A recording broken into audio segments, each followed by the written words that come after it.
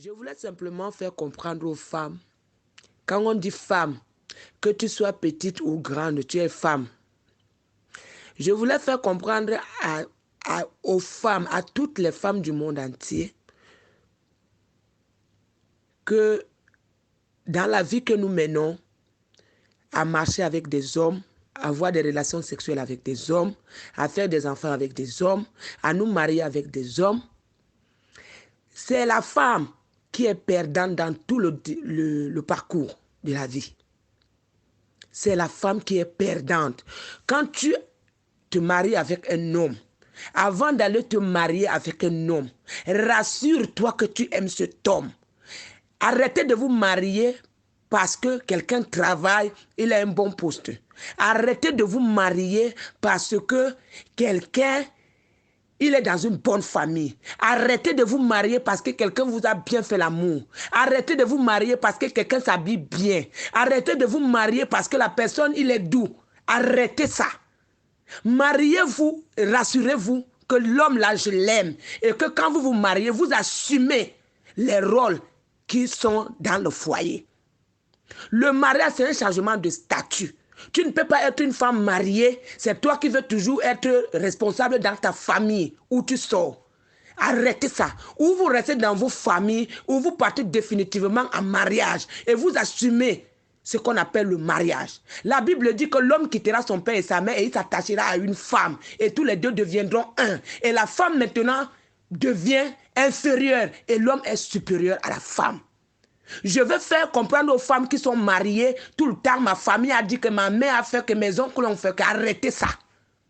Arrêtez la sorcellerie. Surtout les femmes africaines. Arrêtez la sorcellerie. Vous faites de la sorcellerie. Parce que tu ne peux pas être marié, ton mari, ton nom a changé. On t'appelle plus tel, on t'appelle madame telle. Et c'est toujours toi qui as besoin d'aller construire les maisons dans ta famille. C'est toujours toi qui es responsable de ta famille. Ça, c'est la haute sorcellerie. Vous croyez que la sorcellerie, c'est quoi? Ce n'est pas seulement ceux qui tombent sur les toits qui sont des sorciers. Même la désobéissance envers son mari, c'est la sorcellerie.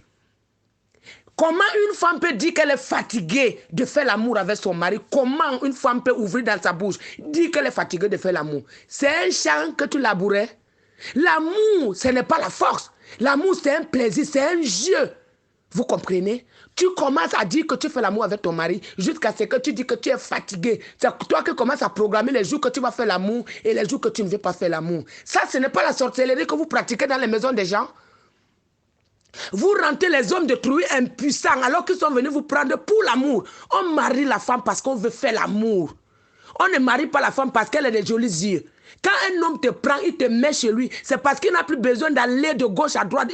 Il n'a plus besoin de venir le soir camper chez toi. Il a besoin que quand il rentre le soir au travail, il te trouve. Hein? Et une femme mariée ne se couche pas avec les habits.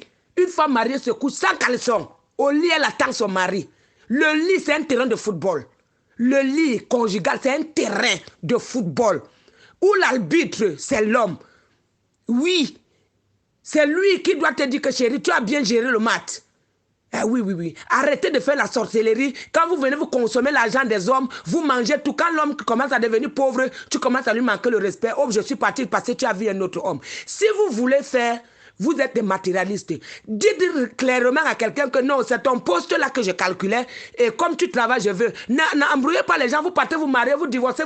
Vous faites 15 mariages parce que vous cherchez l'intérêt. Si tu veux venir en Europe, dis à quelqu'un que oui, moi je veux venir en Europe. Il t'amène en Europe.